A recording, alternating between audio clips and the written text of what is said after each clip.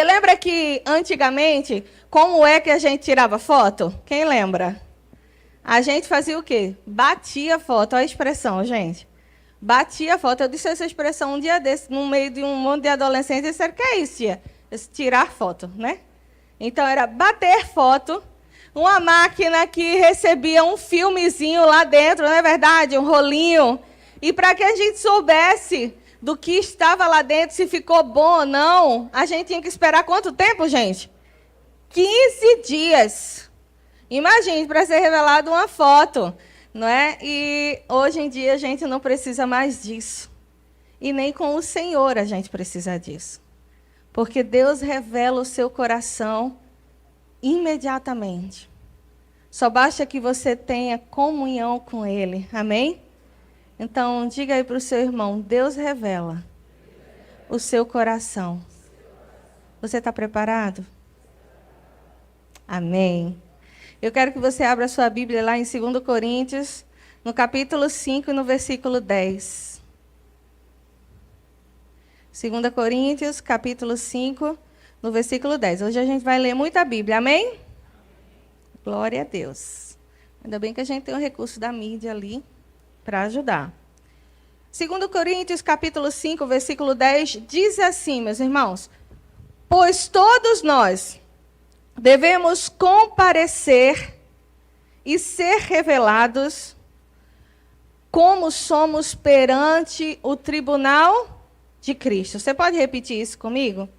Pois todos nós devemos comparecer e ser revelados como somos perante o tribunal de Cristo. A gente falou de fotografia, e fotografia é imagem, certo? Cada ser humano, todo mundo aqui, você e eu, cada pessoa que está aqui dentro, ela possui 3 imagens. Amém? Como é que você disse amém? Será que você sabe que são 3 imagens? Será que a gente está olhando torto para você? Não. Cada ser humano que está aqui tem 3 imagens. A primeira imagem é a imagem percebida pelas pessoas que estão ao teu redor. Aquela imagem que todo mundo vê. Aquela imagem que as pessoas te percebem como quem você é. A segunda imagem é uma imagem projetada. É a imagem que você quer que as pessoas vejam. E que você vai se esforçar para que elas entendam e vejam. E a terceira imagem é a imagem real. Essa é a imagem de quem você é verdadeiramente. Nossa imagem percebida, como eu falei, é a maneira como os outros te veem. A nossa imagem projetada é a maneira que nós queremos que os outros nos vejam. E a nossa imagem real é quem normalmente, realmente nós somos. E embora essa imagem real ela possa ser ocultada e não percebida pelos outros, ela é totalmente visível a Deus. Diga para o seu irmão que está do lado aí, Deus vê a sua imagem real. É essa imagem que é totalmente visível a Deus, que é como seremos revelados, segundo o versículo que a gente acabou de ler. É como a gente vai ser revelado diante do tribunal de Cristo, diante do tribunal de Jesus. Jesus também foi uma pessoa que teve imagem. Jesus teve uma imagem percebida pelos homens e a imagem real. A imagem percebida, a imagem de Jesus percebida por muitos, como a Bíblia nos conta, ela não era boa. Ele foi incompreendido, falsamente acusado, identificado como beberrão, glutão, rotulado como herege e até mesmo acusado de ser inspirado por demônios. Ele foi rejeitado pelos líderes religiosos e por tantas outras pessoas. A sua imagem percebida, a imagem percebida de Jesus, era desfavorável aos olhos de muitos, especialmente dos notáveis daquela circunstância, daquele contexto social. Os meios irmãos de Jesus não acreditavam nele na época. Pressionaram ele para agir de acordo com a imagem que eles imaginavam que Jesus queria projetar. Porque se a gente parar para pensar, Jesus não tinha imagem projetada. Ele não queria projetar nenhuma imagem nas pessoas. Ele queria que as pessoas vissem a imagem dele real. E era a única que ele tinha. Porém, as pessoas tinham outras opiniões. E os irmãos os meus irmãos dele queriam que ele fosse forçado a agir de acordo com uma imagem projetada que ele nunca teve. Você quer ver isso? Vá lá em João 7. Evangelho de João, capítulo 7, versículo 3 e 4.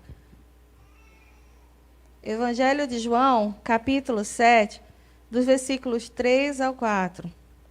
E diz assim: os irmãos de Jesus lhe disseram: você deve sair daqui e ir para a Judeia, para que os seus discípulos possam ver as obras que você faz. Ninguém que deseja ser reconhecido publicamente age em segredo. Visto que você está fazendo estas coisas, mostre-se ao mundo, os irmãos diziam. Pois nem os seus irmãos, a Bíblia diz, criam nele. Então Jesus lhe disse: para mim ainda não chegou o tempo certo. Para vocês, qualquer tempo é certo. Na verdade, meus irmãos, os irmãos de Jesus estavam somente replicando uma cultura que existiu todas as épocas, em todas as épocas. E que cultura é essa? É incentivar a alguém ser mais uma pessoa controlada pelos outros. Você vê muito isso hoje em dia.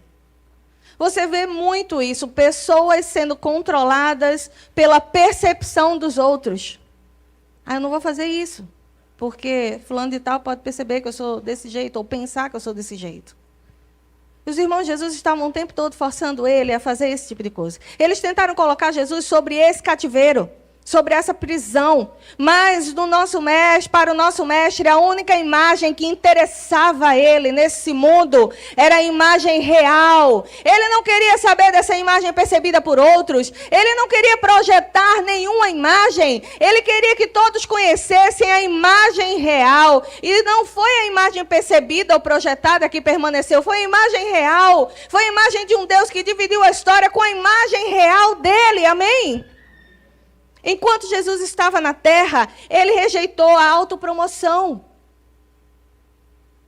Ele rejeitou qualquer esforço de construir a sua própria reputação. Jesus não se importava com a imagem percebida e nem tentava projetar a imagem dele. Você não via Jesus dizer dele mesmo: poxa, como eu sou parecido com o Pai. Você via isso? Não. Ele não estava ali se interessando em fazer isso. Em dizer dele mesmo isso: poxa, como eu sou parecido com o Pai. As pessoas dizem de mim que eu sou muito parecido com o Pai. Ele não tinha interesse disso. Não. Seria até inclusive vergonhoso. Aliás, ele mesmo diz que aquele que fala de si mesmo, olha o que ele diz, João 5,31. Diz assim: se eu testifico acerca de mim mesmo, o que é que ele diz, gente? O meu testemunho não é válido. Então você não imagina Jesus fazendo isso. Há outro que testemunha a meu favor, e sei que o seu testemunho a meu respeito é válido. O que é que Jesus fazia? Quando ele curava, quando ele ajudava alguém que estava necessitando, ele dizia normalmente: cuide para que ninguém saiba disso. Absolutamente ninguém saiba disso. Ele não saía propaganda: tu viu o que eu curei ali? Eita, a pessoa estava ali toda troncha, eu fui lá e pra... Você via isso em Jesus? Não. Ele evitava a popularidade. Ele evitava a notoriedade. Não significa que ele não tinha, mas não forçava da parte dele. Ele evitava o elogio dos homens. Veja lá em João, no capítulo 2, a partir do versículo 24. E diz assim, a partir do versículo 23. E diz assim: enquanto estava em Jerusalém, na festa da Páscoa, muitos viram sinais miraculosos que ele estava realizando e creram em seu nome. Mas Jesus, o que, gente? Não se confiava a eles, pois conhecia...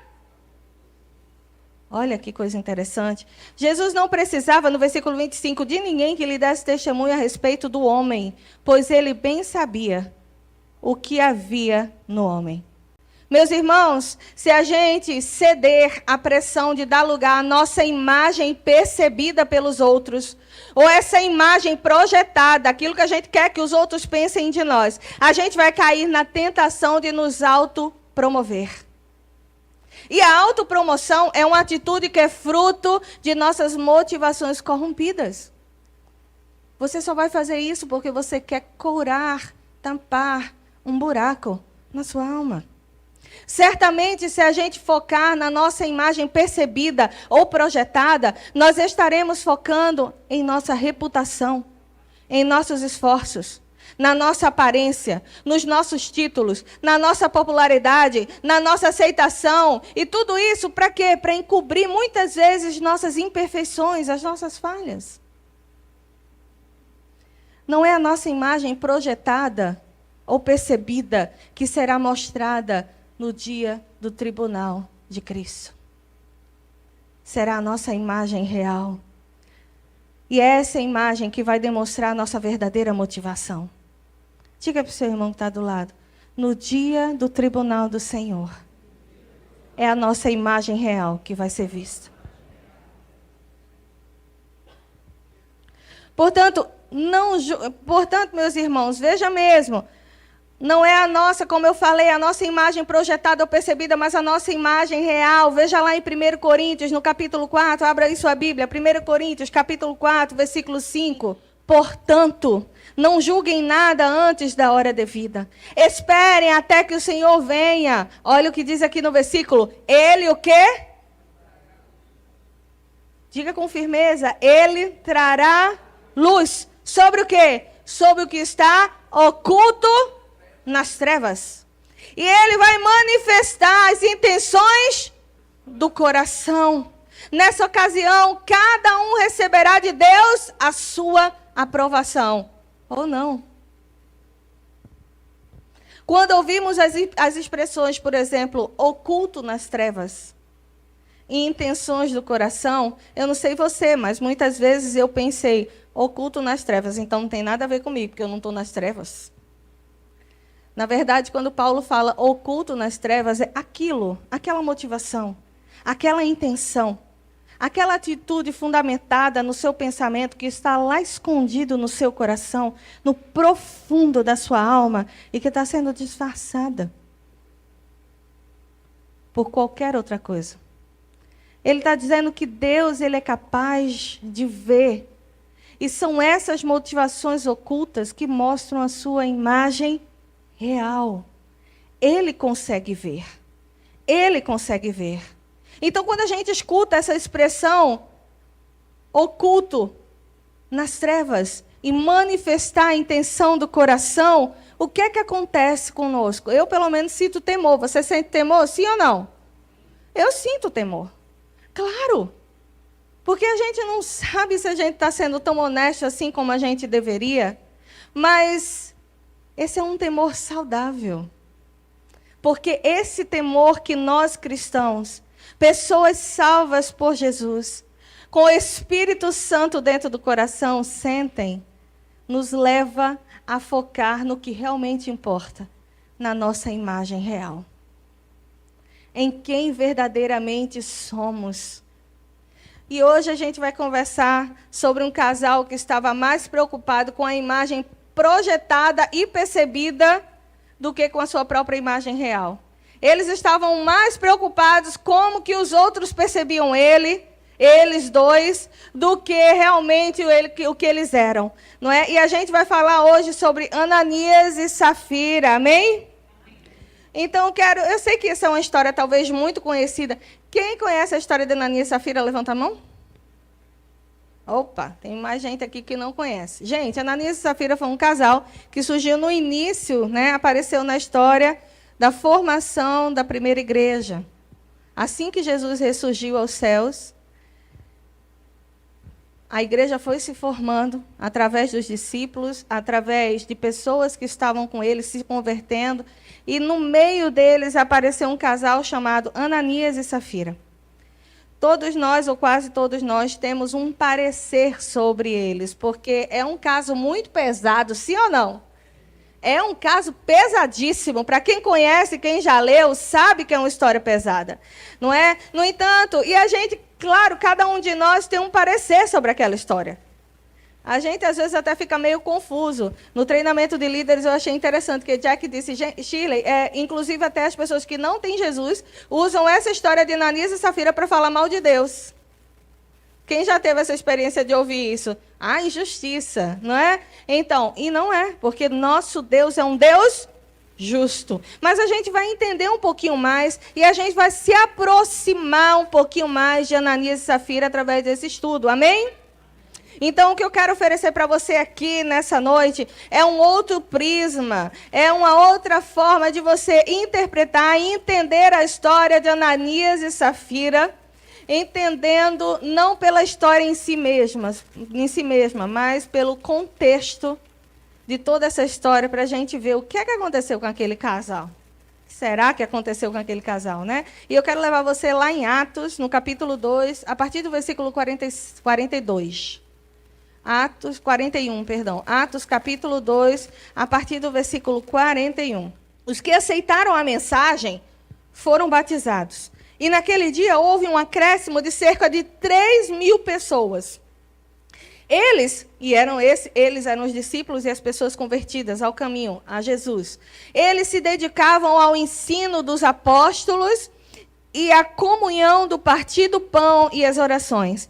Todos estavam cheios de temor e muitas maravilhas e sinais eram feitos pelos apóstolos. Todos os que criam mantinham-se unidos e tinham tudo em comum. Vendendo suas propriedades e bens, distribuíam a cada um conforme a sua necessidade.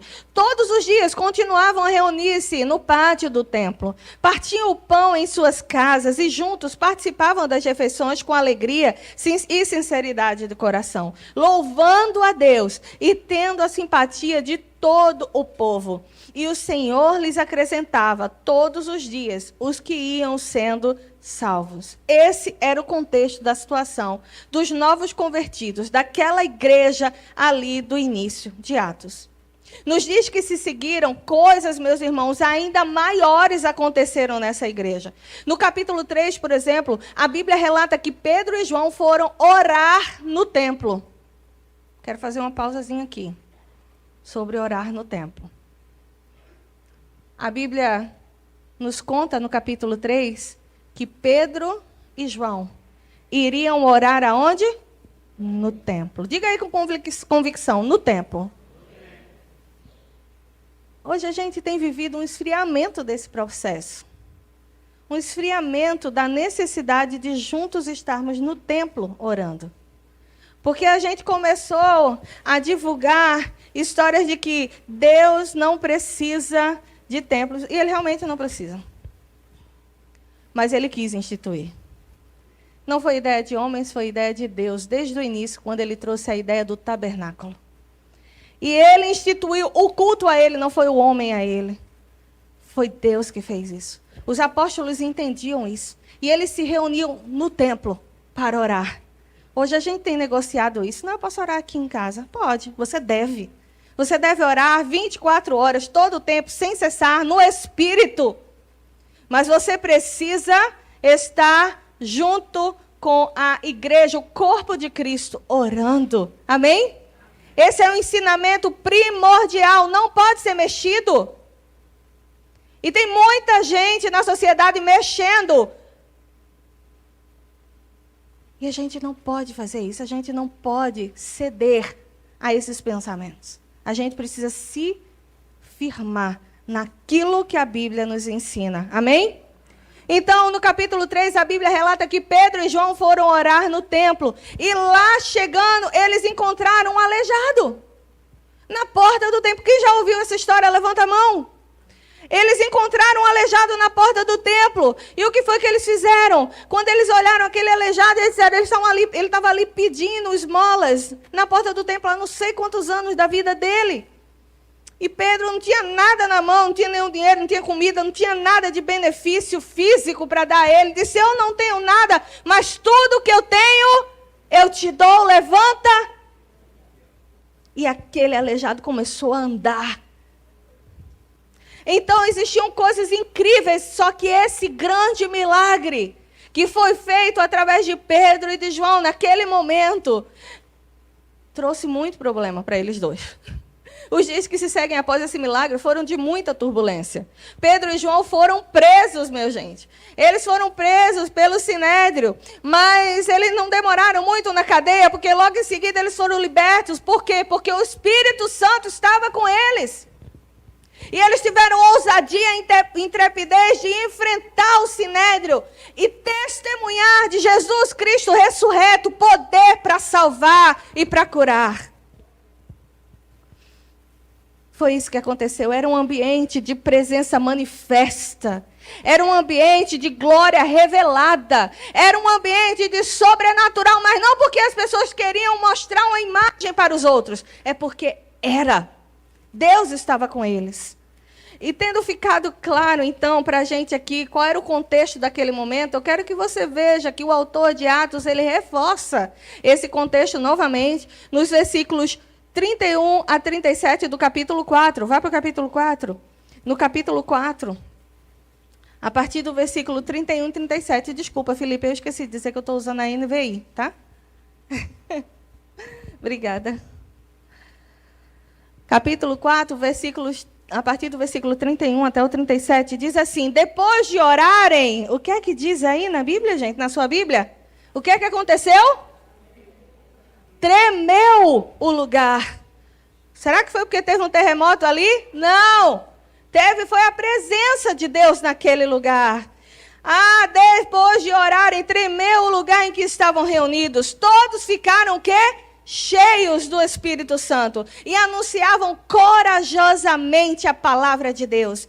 Da multidão dos que creram, uma era a mente, era o coração. Ninguém considerava unicamente coisa alguma que possuísse, mas compartilhavam tudo o que tinham. Com grande poder, os apóstolos continuavam a testemunhar da ressurreição do Senhor Jesus. E grandiosa graça estava sobre todos eles. Sobre quem, gente?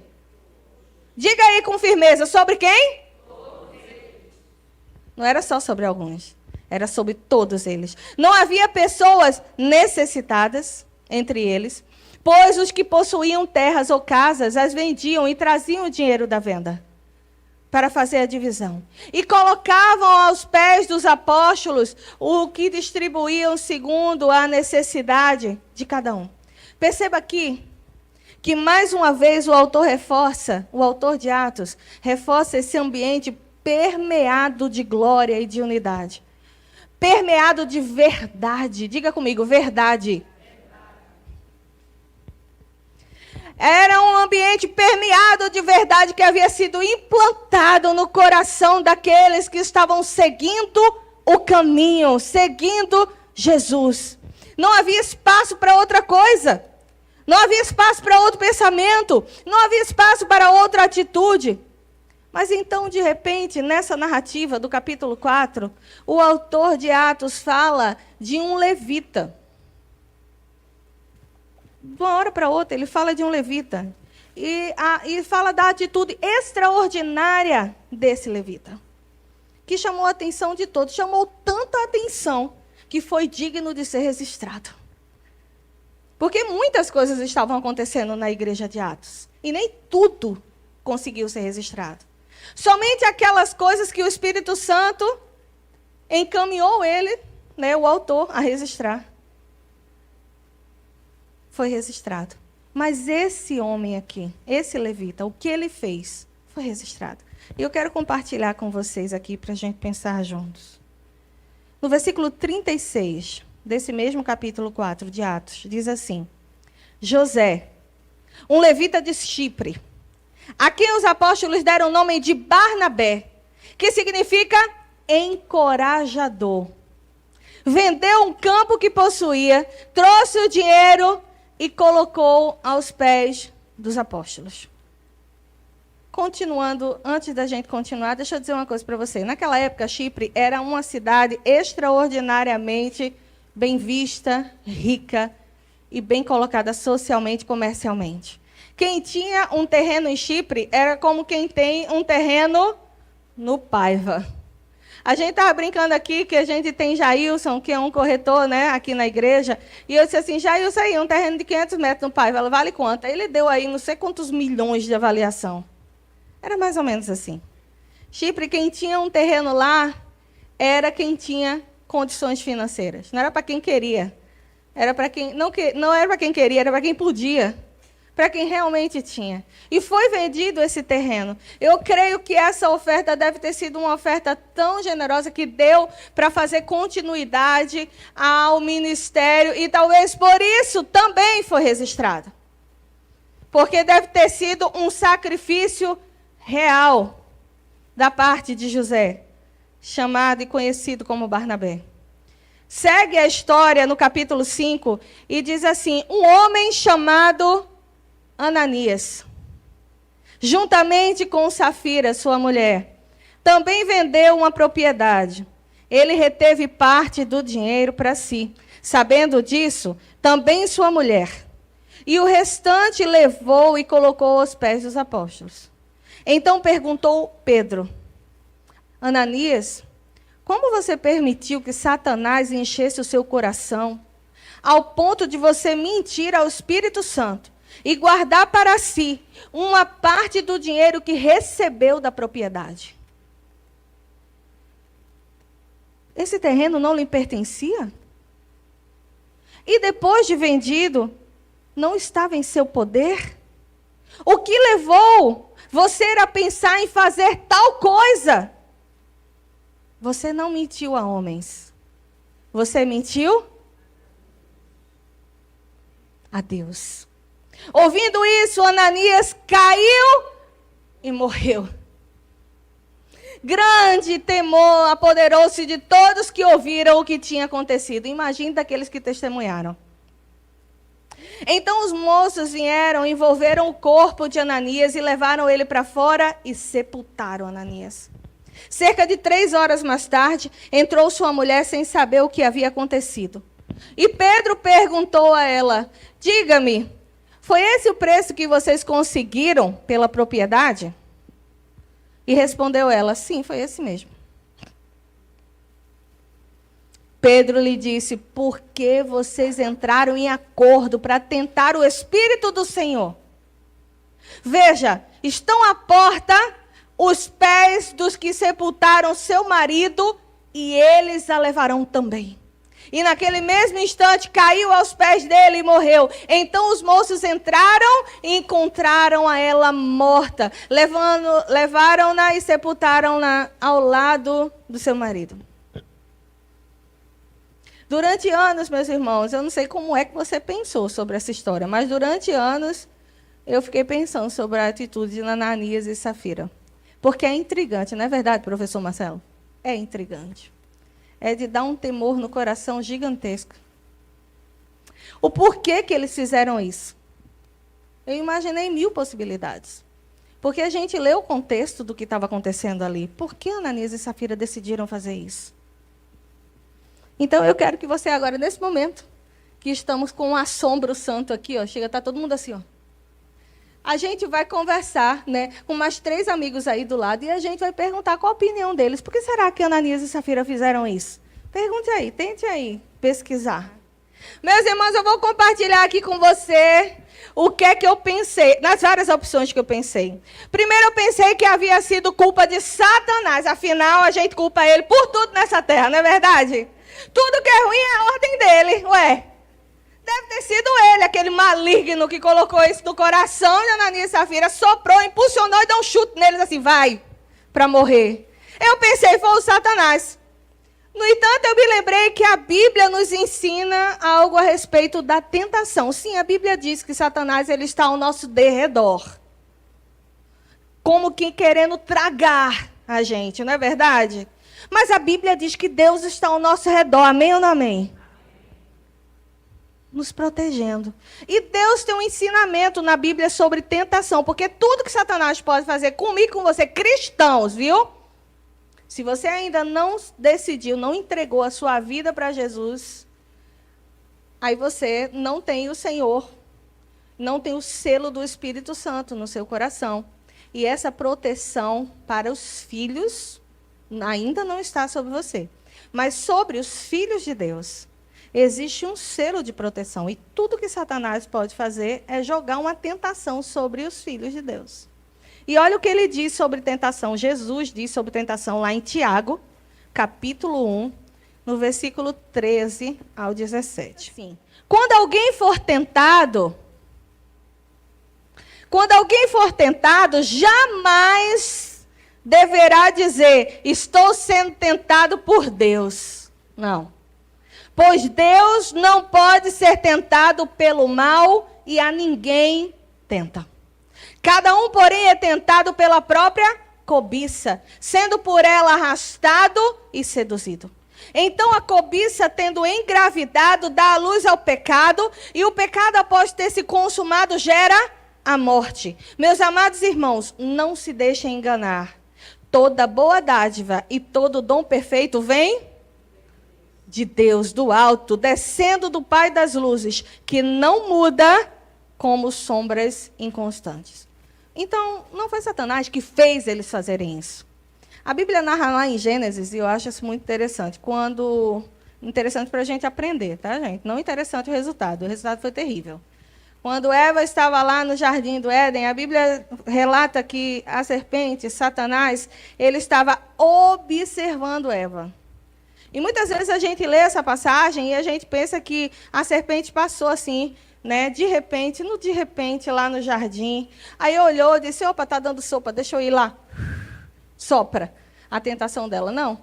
O verbo observar lá, se a gente for estudar ele a fundo, ele tem uma intenção, um significado de tempo de observação com tempo. Ou seja, observação com o tempo. Ou seja, algo que levou tempo a ser feito.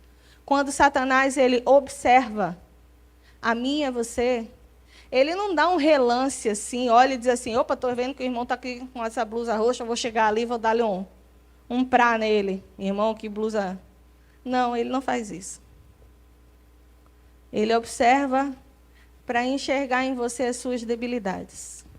Principalmente as suas fraquezas que estão sendo que estão sendo externadas em muitas vezes situações que só Deus sabe e provavelmente o diabo também, porque está vendo.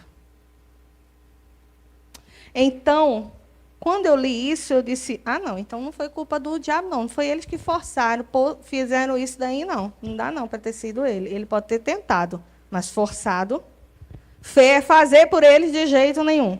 Então eu pensei, bom, talvez tenha sido somente culpa da ganância. Se você estava conversando com seu amigo aí, estava dizendo, porque eles são gananciosos, eles queriam muito dinheiro. Não era só isso não, minha gente. Não era só o ouro, como dizia uma amiga minha. Não é isso não. Não é só isso, não. Eu pensei, mas na verdade eu pensei que fosse culpa da ganância, para que eles tivessem mais dinheiro. Mas isso não fez muito sentido quando eu fui estudar a fala de Pedro, conversando com ele. Pedro diz assim, a propriedade não lhe pertencia, e depois de vendida, o dinheiro não estava em seu poder. E fica muito claro, porque ele poderia ter dado somente uma parte daquele dinheiro, sem mencionar que era tudo. Concorda comigo? Se fosse ganância, por que ele teria que mencionar que era tudo? Porque ele se arriscaria. Se fosse somente, puramente ganância, ele venderia esse terreno aí, vamos dar um chute, por 100 mil reais, chegava aos pés dos apóstolos e dizia, está aqui 50 mil. Não precisa dizer mais nada. Mas ele fez questão de dizer que era tudo. Eu acredito que Pedro discerniu isso pelo Espírito, o que havia acontecido entre eles. E antes que Pedro lançasse a sentença de Deus, ele lançou uma pergunta para Ananias refletir, porque esse é o modo de operar de Deus. Quando você está errado, quando você está em pecado, filho de Deus está pecando, o Espírito Santo vem para você e faz uma pergunta, e lança um questionamento, e traz à luz aquilo que estava oculto, para que você tenha condições de quê? Muito bem, de se arrepender. E aí Pedro lança essa pergunta, o que te levou a fazer tal coisa? Essa pergunta foi antes da sentença de morte. Meus irmãos, era a oportunidade de Ananias dizer a verdade. Era a oportunidade de Ananias chegar e dizer assim, foi eu menti. O valor não era esse, não. Isso não significa, e eu não estou aqui dizendo que eles não iriam morrer, tá certo? Porque isso cabe a Deus. Mas eles tiveram a oportunidade de rever a atitude deles. Quantas vezes o Senhor faz isso conosco? Quantas vezes Deus nos dá a oportunidade de rever o nosso comportamento para que a gente se arrependa e trace um novo caminho? Pois é. Para chegar na resposta, né, dessa pergunta que Pedro fez, o que te levou a fazer tal coisa, Ananias? Eu quero que você volte lá no versículo 1 do capítulo 5 e você veja uma palavrinha bem pequenininha que tem ali. Também. Se a sua versão for Almeida Corrigida e Fiel, vai estar lá, mas. Tá certo? Na minha, que é NVI, na NTLH também, está escrito também. Tá certo? Está escrito ali também. Olha, um homem chamado Ananias, juntamente com Safira, sua mulher, também vendeu uma propriedade. Eu quero trazer à luz aqui a ideia dessa palavra também. Também é um conector que tem dois sentidos. O primeiro sentido é de inclusão. Então, se eu quiser usar a palavra também para incluir, eu digo assim, eu comprei ovos e também pão. Todo mundo entendeu? Eu estou incluindo na minha compra. Mas a palavra também tem um outro sentido, que pode ser de comparação. Diga comigo, comparação. Se eu disser a você, aquele acidente da rua Campo Grande também foi horrível. Eu estou comparando com algum outro acidente, concorda comigo? Sim ou não? Quem entendeu, diz, eu entendi. Agora eu quero que você lembre da atitude de José, o levita, conhecido como Barnabé. Ele pegou um terreno de Chipre, que ele tinha lá na cidade de Chipre, e ele vendeu. E ele colocou todo esse dinheiro aos pés dos apóstolos. Esse foi o versículo 37. Logo em seguida, no versículo 1 do capítulo 5, diz assim, e um homem chamado Ananias, juntamente com Safira, sua mulher, também vendeu uma propriedade. Seguindo essa linha de raciocínio, eu acredito que você já deve estar entendendo mais ou menos aonde eu quero chegar. Seguindo essa linha de raciocínio, talvez o que tenha motivado o casal até a atitude, o casal Ananias e Safira, até a atitude que eles tiveram, é porque eles tinham tanto apreço pelo respeito e atenção que até então possivelmente eles mantinham, porque eles tinham propriedades, eles venderam. Então eles tinham condições. Não é? Então talvez eles tinham tanto apreço por esse respeito e pela atenção que eles mantinham, que eles se sentiram ameaçados por José, pela atitude de José. Talvez eles tenham cobiçado a atenção perdida, de modo que eles venderam a propriedade também. E quem sabe eles pensaram, olha, a gente vendeu, mas é dinheiro demais. A gente vai dar somente uma parte. E anunciar que foi tudo. Por quê? Talvez eles quisessem que as pessoas olhassem para eles dois como olharam para... Muito bem. Como olharam para... José Barnabé. Quem sabe, dessa forma, pensando sobre Ananias e Safira, pensando como poderia isso ter acontecido, tentando responder à pergunta de Pedro, o que o levou a fazer tal coisa, talvez dessa forma, a gente nem fica tão distante de Ananias e Safira, não é verdade? Quero convidar você a ser honesto com você mesmo nesse momento. Às vezes a gente não fica tão distante de Ananias e Safira. Porque muitas vezes, quando a gente vê Deus fazendo algo na vida do irmão, Deus levantando algum irmão, Deus fazendo algo extraordinário e sendo registrado no meio da comunidade de Deus, isso ameaça nosso coração. Isso nos faz sentir inseguros. Isso faz a gente procurar reafirmar uma imagem que a gente quer que os outros tenham ao nosso respeito. Então, talvez Ananias e Safira não estejam muito longe de nós. Quantas vezes nós pensamos assim, poxa, que absurdo que aqueles dois fizeram. Eu pensei já nisso. Eu disse, eram dois doidos, né? Só pode ser, sem juízo. Um parafuso estava a menos, a Bíblia não resistiu, porque não tinha escrito isso naquela época. Que é isso? Não, eles tinham o juízo deles bem perfeitos. Eles não eram doidos, eles não eram desequilibrados. Mas eles não se distanciam tanto de nós. A imagem que Ananias e Safira estavam preservando era a imagem projetada e percebida. Eles queriam que os outros percebessem que eles eram generosos também. Eles queriam que os outros olhassem para eles e dissessem assim, puxa vida, olha do que o irmão abriu mão, olha o que ele fez aqui, olha o que essa Safira fez. Caramba, eles são realmente pessoas de Deus. E quantas vezes a gente não quis preservar essas duas imagens dentro da comunidade? Mesmo que não correspondesse à verdade. Não é? Se nós pudéssemos, então, fazer uma fórmula, aí vem o quadro, que você devia estar perguntando, né? Por que tem esse quadro no meio do culto? Não é? Se você não perguntou, perguntou por você. Agora eu pergunto por você. Porque não tinha quadro antes, agora vai ter. O primeiro componente foi Satanás. Ele estava no negócio. Não foi? Não vou dizer amém, não, porque foi horrível. O segundo componente que estava nessa bomba foi a palavra ganância. Teve um pouco de ganância? Teve, não teve? Logo depois, o segundo componente que a gente viu, qual foi, gente? O que é que você pode dizer para mim? Foi a mentira. Muito bem, alguém disse aí, ó. Foi a mentira. Qual é o outro componente que você pode dizer aí? Diga aí. Busca por reconhecimento. Concorda comigo? Busca por reconhecimento. Olha a fórmula aí, viu? Vá pegando.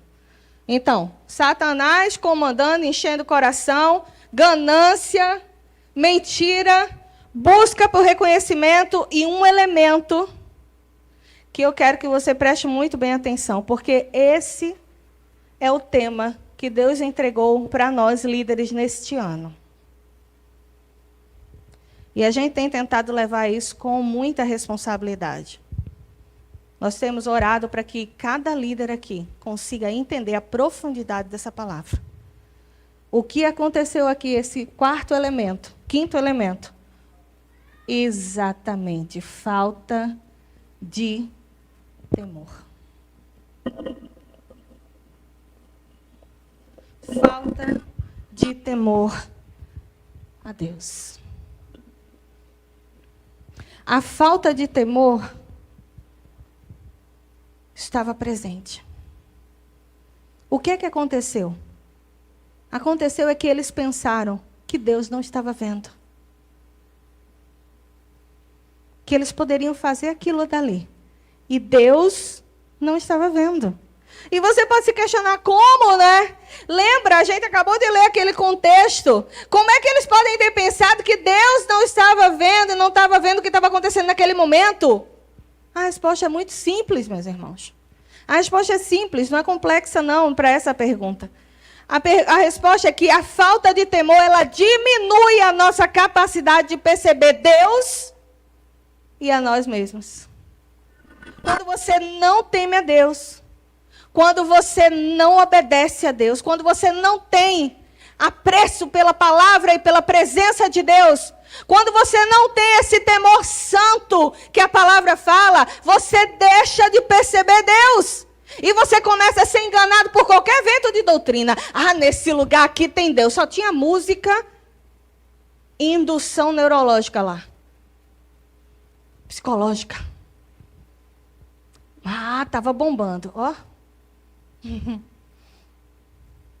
Quando você não tem um temor ao Senhor, a sua capacidade de perceber a presença de Deus e quem você é diminuída. A falta de temor faz com que o nosso discernimento fique entorpecido. Ficamos como quem toma drogas, olhando somente para um foco pequeno e sem alcance. Ficamos como quem bebe, entorpecido no seu pensamento. A gente está lendo um livro chamado O Esplendor de Deus. Em inglês, ele é In All of God. E esse livro, né, a gente que eu digo são os líderes. E esse livro a gente tem estudado, tem falado sobre temor a Deus. E o autor, John Bevere, ele conta uma história muito interessante. Ele disse que certa feita ele veio aqui no Brasil, em 1900, e bote Guaraná de rolha aí, lá atrás. E ele disse que era um tempo que o Brasil estava dizendo viver um grande avivamento, um dos primeiros grandes avivamentos. Em 1990 e alguma coisa. E ele estava lá no meio daquele, foi chamado para pregar pela primeira vez no Brasil. Foi um estádio gigantesco. Milhões de pessoas estavam naquele estádio.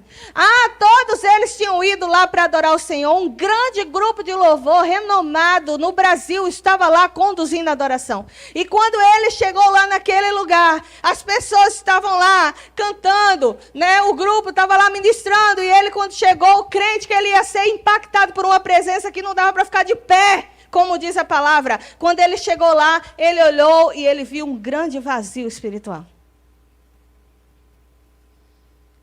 E ele começou a se questionar, eu estou errado, não é possível, Deus. Olha aqui, tem todos os elementos que nos fazem acreditar que a tua presença manifesta estará nesse lugar ou está nesse lugar. E ele disse que o Espírito Santo de Deus disse, comece a observar.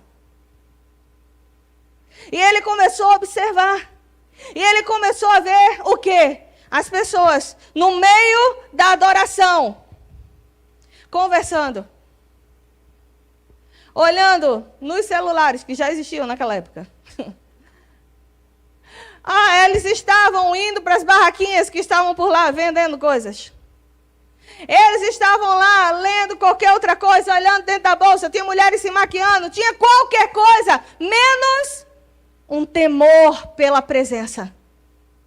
Por quê? Porque a presença não estava lá.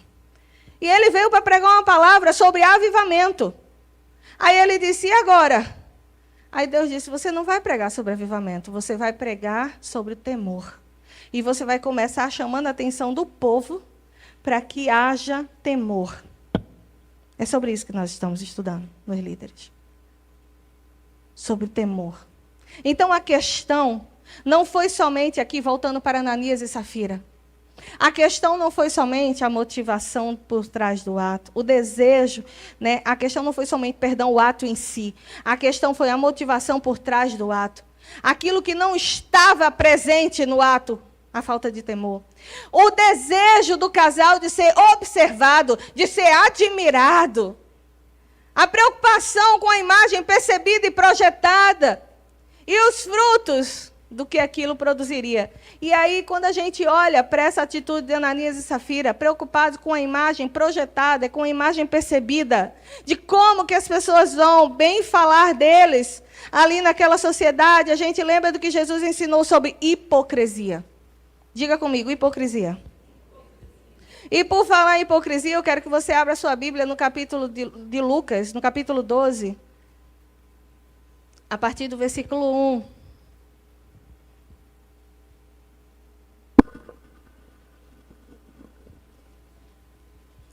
Lucas 12, versículo 1. E diz assim: nesse meio tempo, tendo se juntado uma multidão de milhares de pessoas, a ponto de se atropelarem umas nas outras, tinha o quê, gente? Multidões, não é? Jesus começou a falar primeiramente a quem? Aos seus discípulos. Jesus começa nesse momento a ministrar o coração dos discípulos. Veja, não foi à toa que a Bíblia registrou que ali existiam multidões de pessoas. Multidões. Multidões enchem o coração de discípulos de Jesus. Não só naquela época, mas hoje. Quando você vê, né, multidões, eita, o poder de Deus está aqui. Olha o que Jesus está ensinando aqui. Vê, preste atenção.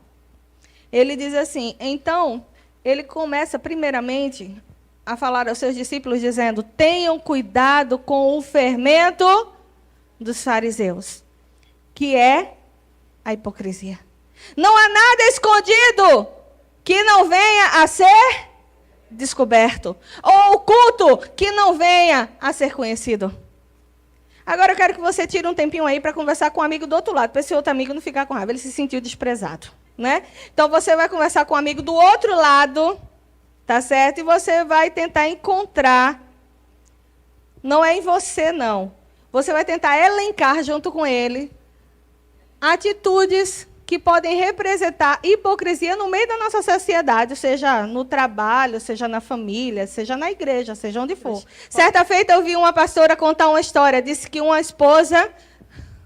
Eu vou contar essa história aí, né? Obrigada, Beta. Eu vou contar essa história aí, mas não vou você rir, não. Uma esposa com o seu marido foi para o médico. Ela levou o marido para o médico. E aí, quando ela chegou lá, ela pediu para o marido falar tudo que ela estava falando em casa. Querido, por que você está aqui? E aí ele falou assim, olha, eu não sei porque eu estou aqui. Ele parece com muita gente que eu conheço. Vai para o médico e diz que não sabe por que está lá. Ele disse, eu não sei porque eu estou aqui. Eu estou aqui porque a minha esposa disse que está sentindo um cheiro muito estranho. Todo momento, 24 horas do dia, de dia e de noite. E aí, depois de muitas perguntas de especulação, não é? Para que eles chegassem num denominador comum e num diagnóstico. Aí descobriram que era porque o irmão estava tendo problema de halitose. E também, não existe o nome flatulose, gente, mas ele estava assim, com muitos flatos, o tempo todo soltando, né? Ele estava soltando o tempo todo flatos e flatos e flatos, e com um problema de hálito muito grande. Então a mulher não estava aguentando mais, levou ele para o médico, para poder, junto com o médico, descobrir porque ele mesmo não estava acreditando. É normalmente assim, hipocrisia na gente, a gente quase nunca acredita, mas a gente reconhece no outro, não é? Olha o que Jesus ensinou para a gente nesse versículo que a gente acabou de ler sobre hipocrisia, para que a gente entenda um pouco mais. Em primeiro lugar, Jesus nos ensina com essa passagem sobre a hipocrisia, ele nos mostra o quanto que os fariseus eram especialistas em hipocrisia. Ele nos mostra que a hipocrisia era fazer coisas para aparecer e fingir. Obrigada, Beto. Jesus adverte a não cairmos, então, nessa armadilha. Olha, ele quer que a gente não seja guiado pela vontade de manter a aparência. Diga comigo, não seja guiado pela aparência, pela aprovação dos homens, mas seja guiado pelo Espírito.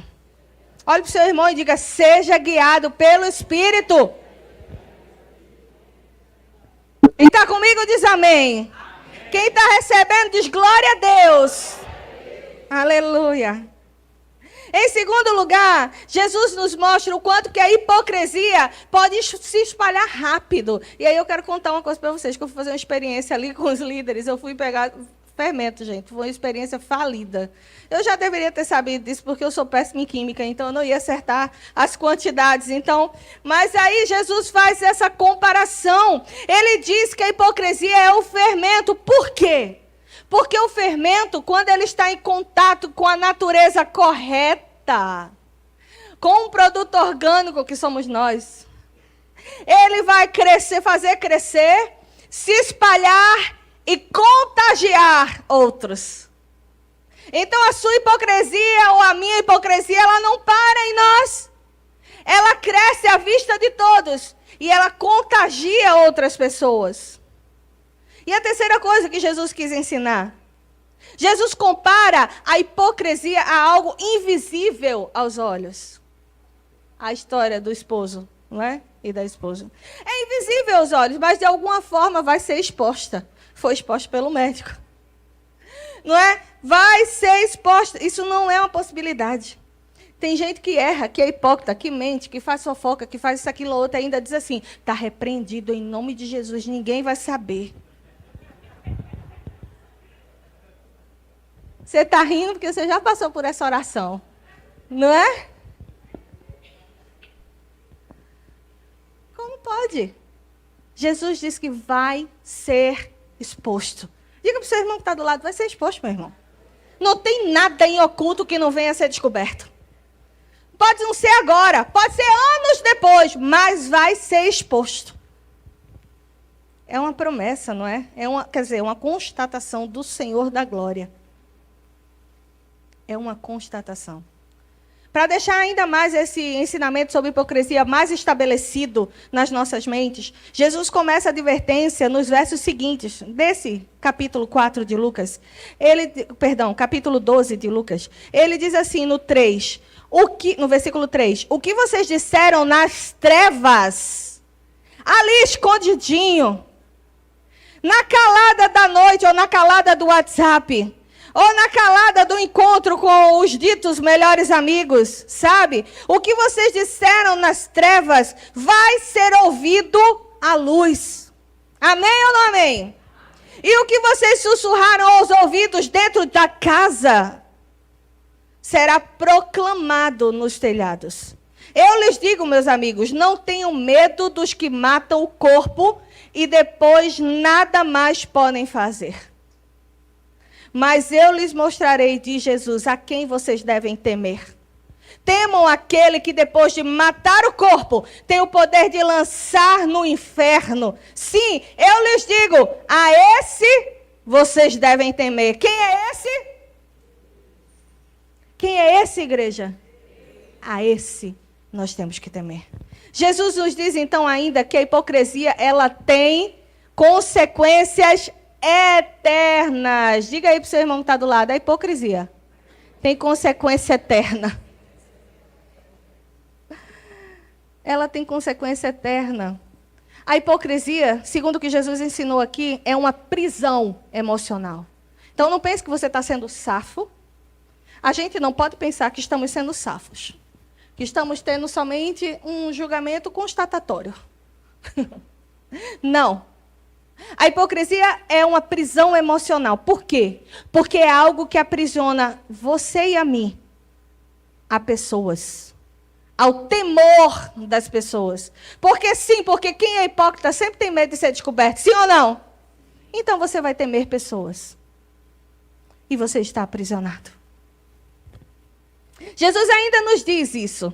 Ele nos diz com o entendimento que a gente pode ter, que o temor a Deus, ele nos liberta do temor do homem. O temor ao homem nos escraviza e nos remove a capacidade de temer a Deus.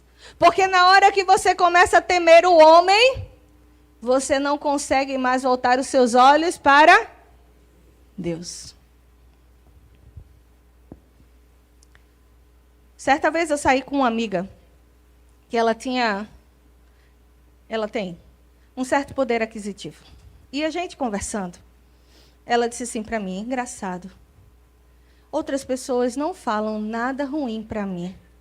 Não me contam as coisas erradas que eu falo ou que eu faço. E aí eu disse assim, é fácil entender a resposta. Porque você ajuda muito o quê? E as pessoas temem o quê?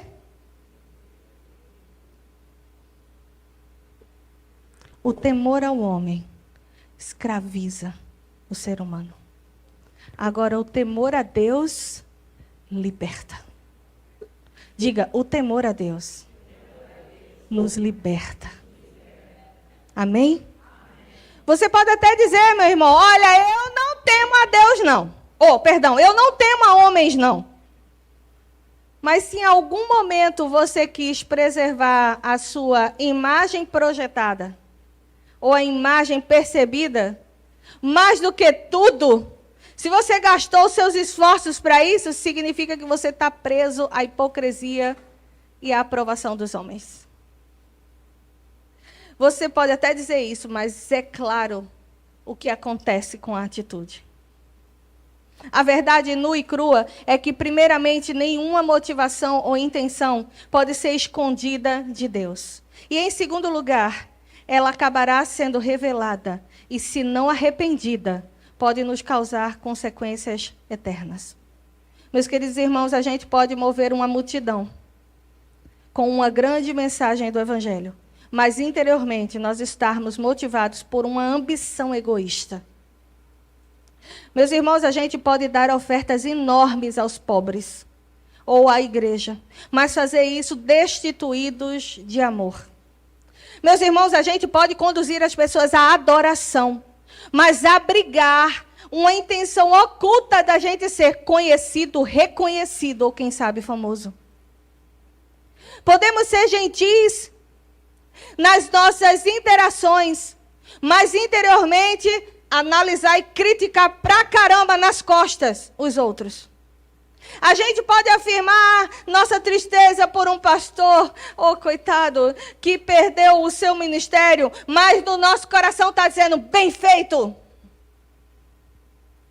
Podemos parecer humildes e proclamar toda a glória para Jesus, enquanto lá no nosso interior, a gente está amando o reconhecimento e o louvor. E a lista a isso é interminável. O temor do Senhor nos mantém em contato com as reais motivações do nosso coração. E é isso que é crucialmente importante. Nós não podemos perder o temor ao Senhor. Diga para o seu irmão que está do lado, não podemos perder o temor ao Senhor. A resposta, então, meus irmãos, vamos lá, é a gente não perder o temor ao Senhor. Porque quando a gente perde o temor ao Senhor, a gente se torna vulnerável ao quê? Ao auto-engano e à hipocrisia. No caso de Ananias e Safira, a falta de temor a Deus, preste atenção nisso, cegou eles para a maldade das suas próprias motivações. A hipocrisia, cegou eles à hipocrisia do coração deles. Eles estavam justificando provavelmente ali. Nem se arrependeram. Não é? E no caso deles, o não arrependimento, o que é que aconteceu com eles, gente? Exatamente, levou eles à morte. Obrigada, Gilson. Levou eles à morte. E aqui fica uma pergunta para você. Está todo mundo comigo, amém? E aqui fica uma pergunta para você discutir aí, mais uma vez, agora com o grupo, ou seja, com as pessoas que estão no seu banco, tá bom? Para todos ficarem felizes que teve interação na aula. Ninguém vai dizer que ninguém conversou com ninguém, hein? Então, você vai discutir aí com o seu grupo. Por que as pessoas de hoje em dia, a pergunta é difícil, não têm caído mortas, quando praticam iniquidade ou hipocrisia dentro da igreja? É uma pergunta fácil, né? Tô brincando, é difícil. Converse aí com os seus amigos do seu banco para você poder ver aí o que é que ele pensa. Você deve ter falado inúmeras possibilidades aí, não é? Mas a resposta não é tão fácil. A resposta está no contraste de duas situações que aconteceram no Antigo Testamento e eu quero conversar com você sobre isso. A primeira situação foi com os filhos de Arão. Eu não sei se você já leu. Arão foi o primeiro sacerdote, né, instituído por Deus. E ele tinha filhos que também eram sacerdotes. E a Bíblia conta, lá em Levítico, que os filhos de Arão foram oferecer sacrifício ao Senhor. Só que deixa eu falar uma coisa para você. No início de tudo, Deus não só estabeleceu o tabernáculo, como ele também estabeleceu como ele queria receber o culto de adoração. E ele descreveu cada detalhe desse culto. Como deveria ser feito, os objetos que deveriam ser usados, como deveriam manejar esses objetos e quem poderia fazer isso. Então, os filhos de Arão, eles foram oferecer sacrifício ao Senhor, uma oferta a Deus. E eles ofereceram o que a Bíblia chama de fogo estranho. Isso que você fica escutando nas igrejas pentecostais. Isso é fogo estranho, hein, irmão? Isso é fogo estranho. Fogo estranho, fogo estranho. Fogo estranho na Bíblia significa que eles pegaram algo que não foi ordenado por Deus ou da forma como Deus queria. Tá certo? E aí o que a Bíblia narra que na hora que eles foram oferecer essa oferta de forma irresponsável, o que é que aconteceu? Saiu fogo da presença de Deus e consumiu os dois. Eles morreram na hora. Morreram na hora.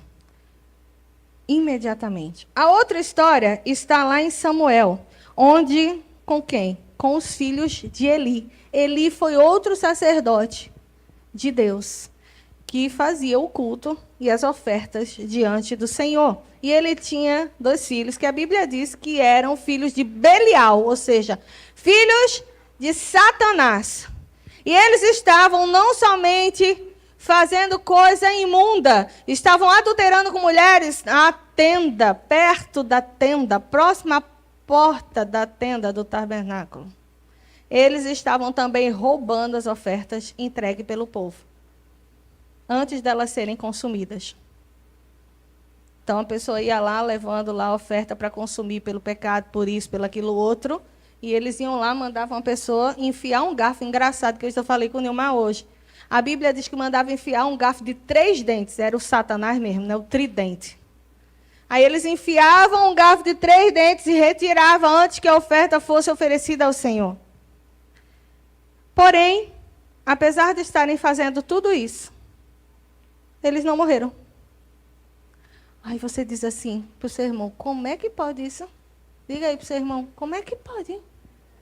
Como pode?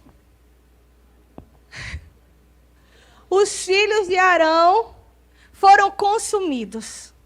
Os filhos de Eli, não. Morreram depois, mas não ali.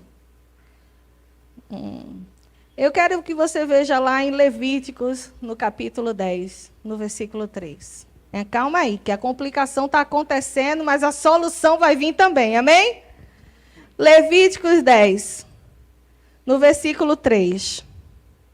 E diz assim, Deus diz, olha o que Deus, o próprio Deus diz. Foi isso que o Senhor disse aos que de mim se aproximam. Santo me mostrarei à vista de todo o povo. E de todo o povo glorificado serei. Agora eu quero que você vá lá em Jeremias 29, 13. A gente vai juntar algumas informações aqui para poder entender um pouquinho mais. Aí você vai lá em Jeremias 29, 13. E diz assim, lá em Jeremias 29, 13. Diz assim, vocês me procurarão e me acharão quando me procurarem de quê? A gente vai dizer de novo, quando me procurarem de quê? É só de uma parte. É procurar como quem não quer nada. Eu estou aqui, mas eu estou com a minha bicha. Eu estou cheia de estar aqui na casa de Deus, sabe? Estou vindo aqui, mas hoje eu estava com vontade de ficar dormindo. Não é? É quando a gente busca de quê, gente? De todo o coração. Isso é, quanto mais... Agora eu quero trazer o esclarecimento para você entender o porquê que os filhos de Arão foram consumidos e os filhos de Eli não foram. Quanto mais buscamos a Deus, quanto mais buscamos a santa presença de Deus, quanto mais buscamos a palavra de Deus, mais reverência e mais da presença manifesta dele nós teremos.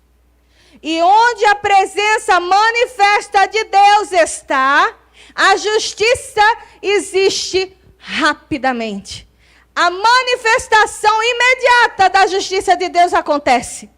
A presença de Deus era fortíssima ali no tabernáculo com os filhos de Arão. E não era possível cometer nenhum erro naquele lugar. Em compensação, na época de Eli, lá em 1 Samuel 3, no versículo 1, diz assim, naqueles dias, raramente o Senhor falava e as visões não eram frequentes. Você acha que era porque Deus não queria, irmão, estar ali no meio? Era por quê? Porque as pessoas não buscavam. A presença de Deus, meus irmãos, é preciosa demais. A Bíblia nos faz entender isso. Para estar no meio de pessoas que não estão nem aí para a presença dele. Que vêm ao encontro dele como quem vai ali comprar um bombom, como quem está enjoado, como quem está com dor aqui, dor acolá, com preguiça. Ué, a Bíblia diz, vocês me buscarão e me encontrarão. Quando me buscarem... de todo o coração. Aleluia. Aleluia. Nos tempos de Eli, o povo não queria buscar a Deus. Ia até para o tabernáculo, para fazer alguma coisa. Mas eles não estavam preocupados com a presença de Deus. Eles não estavam cheios do temor da palavra de Deus. Eles não queriam saber da palavra. Alguma coincidência com o que a gente tem visto hoje? Paulo diz isso, nos últimos dias nós encontraremos homens pessoas que não suportarão a sã doutrina. Eles vão ter como comichão nos ouvidos. Eles vão criar uma nova caminhada, porque afinal de contas eles vão tentar administrar aquilo que está incomodando. Para que você tenha a presença manifesta, você precisa valorizar, você precisa ter temor, você precisa buscar a Deus de todo o seu coração. De todo o seu coração. A falta de reverência e a busca pela presença, pela palavra e pela glória do Senhor explica a ausência da manifestação nos tempos de Eli. Portanto, sem a presença de Deus não há manifestação de uma justiça imediata. O que acontece em Atos é o exato oposto do que aconteceu em 1 Samuel, mas é a mesma coisa que aconteceu em Levíticos. A presença de Deus estava tão forte e a glória de Deus tão manifesta que a justiça de Deus rapidamente foi acessada sobre a vida de Ananias e Safira. Meus irmãos, Deus está nos chamando para um nível mais profundo de conhecimento. Deus está nos chamando para um nível de intimidade e relacionamento com mais temor.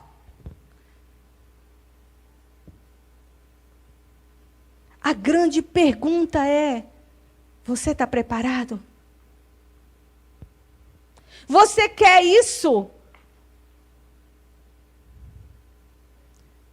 Porque se você quer isso, a gente vai precisar de algumas coisas. Se nós, como igreja, queremos isso, a gente vai precisar de algumas coisas. A gente vai precisar exercitar o temor a Deus nas áreas mais profundas da nossa alma.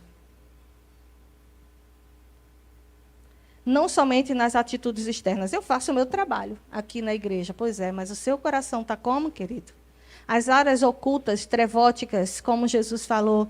Aquilo que era feito, falado, pensado, sentido nas trevas. Ou no oculto das casas. Está como? Isso é para todos nós. Todos. A gente precisa ir mais fundo. Ontem eu estava na casa da minha sogra. E a gente estava... Foi tão interessante, estavam os 3 homens, os 3 pastores de um lado, não foi, sogra? E as 3 chamadas pastoras do outro lado. Só fazer uma brincadeirinha aqui. E aí a gente estava conversando, e eu sabia, Dilma depois conversou um pouquinho, dizendo que eles estavam tratando sobre questões assim, né, de pastoreamento. E a gente estava tratando de pastoreamento... A gente não, né? Elas duas estavam tratando do pastoreamento da minha alma. Vale dizer, né? Que a gente começou com um assunto aleatório lá e, de repente, veio a pergunta: e como você está? Eu disse: é agora que eu me lasquei.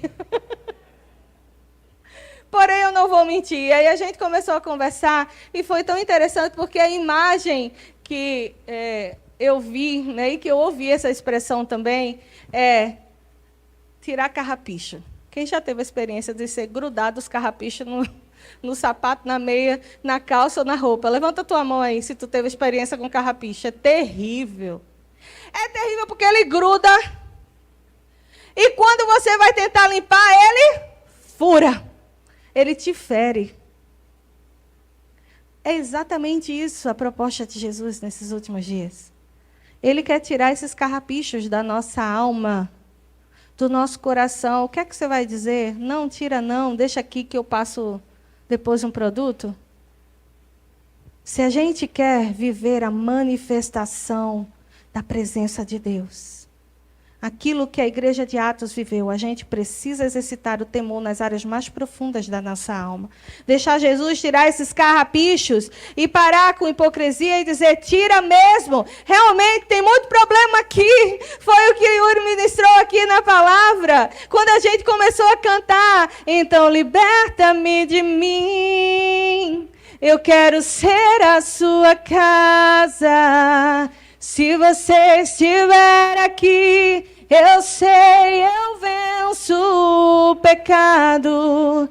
Então enche-me de ti, até que não haja mais espaço. Pois quando estou em tua presença, o meu viver é transformado. E eu passo a ser o quê? Livre para viver a tua bondade. Ao te conhecer, todo o meu ser, o quê? Se enche de bondade. Diga bem forte. E reina o quê? O Espírito sobre a carne. É isso que você quer, meu irmão? Então dê um glória a Deus aí. Eu quero isso. Diga, Senhor. Senhor, eu quero isso para mim. A segunda coisa que nós precisamos fazer é a gente vai precisar se manter fiel à imagem real. Real. E não a imagem projetada ou a imagem percebida. Nós precisamos, da terceira coisa, não cair em argumentos de hipocrisia. E a quarta coisa, se eu quero viver a presença de Deus constantemente, eu preciso buscar com o devido respeito e temor.